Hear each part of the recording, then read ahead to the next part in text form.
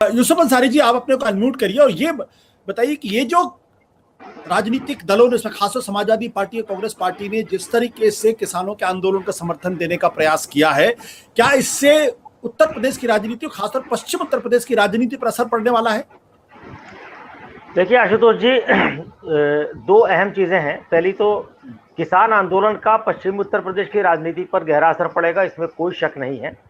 लेकिन इसका फायदा किसको होगा ये कहना बड़ा मुश्किल है, क्योंकि अभी उत्तर प्रदेश में जो 6 महीने बाद विधानसभा के चुनाव होने हैं, इसका परीक्षण उसी में होगा कि किसान आंदोलन का पश्चिमी उत्तर प्रदेश में कितना असर पड़ेगा। यहाँ डिपेंड करेगा कि कौन दल किसके साथ मिलकर चुनाव लड़ रहा है। अभी तक के जो सूचना है उसमें समाजवादी पार्टी और आरएलडी का गठबंधन तो लगभग होते दिख रहा है कि दोनों पार्टी मिलकर चुनाव लड़ेंगी, और इन दोनों पार्टियों के मिलकर चुनाव लड़ने के बीच में कोई अड़चन भी उस तरह से नहीं, क्योंकि दोनों का वोट कहीं क्लैश नहीं करता है। आरएलडी का अपना एक क्षेत्र है और समाजवादी पार्टी का अपना एक क्षेत्र है। पश्चिम उत्तर प्रदेश में आरएलडी का स्ट्रांग होल्ड है, और समाजवादी पार्टी का जो बेस वोट है यानी यादव वोट, वो पश्चिमी उत्तर प्रदेश में नहीं है।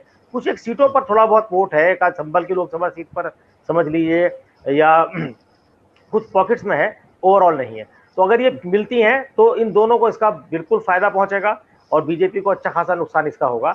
रही बात कांग्रेस की, तो कांग्रेस के साथ अभी स्थिति बड़ी अजीब सी है, क्योंकि कांग्रेस ये तय नहीं कर पा रही कि साहब उसे अकेले चुनाव लड़ना है या गठबंधन करना है। गठबंधन करना है तो किसके साथ करना है, क्योंकि ना समाजवादी पार्टी उसके साथ गठबंधन करने को फिलहाल तैयार दिखती है, और ना बीएसपी उसके साथ। क्या बीएसपी किसी के साथ तैयार नहीं दिखती? जैसे कि अभी शीतल जी बता रहे थे कि बीएसपी को जो आदेश निर्देश मिल रहे हैं वो बीजेपी हेडक्वार्टर से मिल रहे हैं, उसके हिसाब से वो चल रही हैं।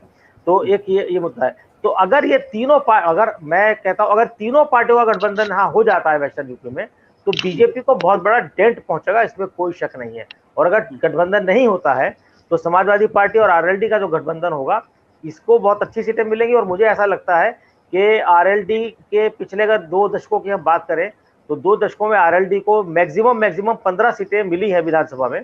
तो इस बार वो आंकड़ा छू सकती है। हालांकि इसके बावजूद कि पिछली बार उन्हें कोई सीट नहीं जीती है, इसके बावजूद मैं ये बात कह रहा हूँ कि विधानसभा चुनाव में आरएलडी बहुत अच्छा परफॉर्म कर सकती है किसान आंदोलन की वजह से, क्योंकि किसान जो बैठे हैं धरने पर वो बेसिकली बुनियादी तौर पे आरएलडी का ही एक तरह से वोट बैंक है। क्योंकि जब आंदोलन की बात होती है तो महेंद्र सिंह टिकैत के बाद उनके बेटे ने जो उनकी विरासत संभाली है वो उनके साथ खड़े होते हैं, और जब चुनाव की बारी आती है तो फिर चुनाव में उनकी पहली पसंद होती है आरएलडी। और चूंकि पिछले 2 बार से बीजेपी ने नरेंद्र मोदी जी के नेतृत्व में एक ऐसा अच्छे दिनों का वादा किया और इस तरह के आकर्षक वादे किए जिनकी वजह से तमाम लोग उनके साथ जुड़े, तो किसान भी उनके साथ जुड़े इस उम्मीद में कि शायद उनके भी अच्छे दिन आएंगे। लेकिन वो तमाम जो वादे थे वो जुमले जब साबित हुए हैं, तो ये सारा वोट जो है वो कहीं ना कहीं अपनी परंपरागत पार्टी की तरफ लौटता हुआ दिख रहा है, और किसान आंदोलन ने इसे गति दी है। बट यूसुफ भाई, मैं उसके पहले कि मैं सुभ्रांश जी के पास जाऊं, एक सवाल और मैं आपसे पूछ रहा हूं। मेरा सवाल ये कि जो पश्चिमी उत्तर प्रदेश के अंदर जो पिछली बार या कम से कम 2014, 2017, 2019 तीनों बार ये देखने में आया कि वहां का जो जाट वोटर है, जो मूलतः किसान है, वो पूरी तरीके से भारतीय जनता पार्टी के साथ गया था। तो क्या इस बार छिटकता हुआ दिखाई पड़ रहा है आपको? देखिए, पिछली बार जैसा मैंने बताया कि पिछली बार वो गया था 14 में, तो लोकसभा चुनाव में गया था अच्छे दिन के वादे के साथ। 14 के बाद 17 में विधानसभा चुनाव हुए तो ये बात आई बीजेपी की तरफ से कि भाई डबल इंजन की सरकार होगी तो विकास ज्यादा होगा, तो इसलिए बीजेपी को मौका मिला। फिर 19 में वो इसलिए चला गया कि मोदी जी का कोई विकल्प विपक्ष में नहीं था, और ये भी बात कही गई कि साहब 5 साल में होता क्या है, 70 साल में जितना हुआ उससे ज्यादा मोदी जी ने 5 साल में किया, तो वो थी। तो तब तक किसानों को लेकर कृषि बिल नहीं आए थे। कृषि बिल आने के बाद, कृषि कानून बनने के बाद जो किसानों का गुस्सा फूटा है, उसका अभी तक राजनीतिक परीक्षण नहीं हुआ है। उसका राजनीतिक परीक्षण पंचायत के चुनाव में हुआ था। लेकिन पंचायत के चुनाव में क्या है आशुष भाई, कि पंचायत के चुनाव पार्टी सिंबल पे नहीं होते हैं। स्थानीय निकाय के चुनाव पार्टी सिंबल पे होते हैं, लेकिन पार्टी सिंबल पे चुनाव नहीं होने का मतलब है कि एक ही पार्टी के कई लोग एक साथ चुनाव में मैदान में होते हैं। तो वहां स्ट्रेटेजिकल तरीके से कोई पार्टी किसी खास उम्मीदवार को अपना समर्थन नहीं देती है, क्योंकि अगर वो एक को समर्थन देगी तो 4 की नाराजगी मोल लेनी पड़ेगी।